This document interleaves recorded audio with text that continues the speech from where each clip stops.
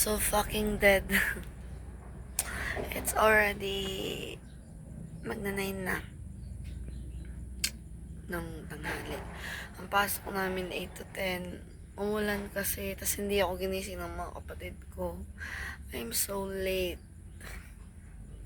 Kailangan ko lang bumangon at mag-ayos kasi ang duty ko na-adjust na tuloy.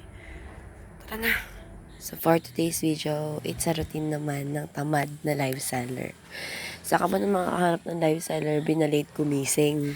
Noong mga time na nato ko talaga nilalabanan ko pa yung antok kasi antok ako dyan mga mimakes.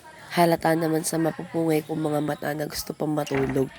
Pero anong magagawa mo kung ikay alipin ng pera, alipin ng salapi?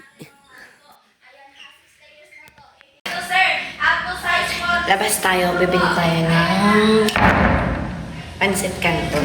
Tapos iluluto ko na lang para kumain tayo. Pasok muna tayo sa San Marino kasi I don't feel like eating it right now. Kaya, let's go! After nga natin kumain ng pancit canton, mga ilang minuto na lang din, then mag-start na tayo ng duty.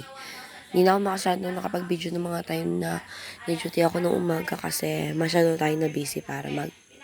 Kaya po ang pinagkaiba nila. Kaya mga talaga sa mga nag-check out, maraming salamat po. And congratulations dahil nakahabol kayo sa ating Friday sale. Bye-bye guys! Okay, bukas ulit tayo. Bye-bye. Thank you very much po. So, itong atake, pag in-end ko ng live natin. So, syempre, thank you tayo sa mga buyers natin at sa mga nanonood sa live. And, syempre, it's our time para makapag-rest na or duty time. So, katapos lang ng duty natin, it's already 12 a.m. in the morning. It's time for us to go home. Bye-bye guys. See you.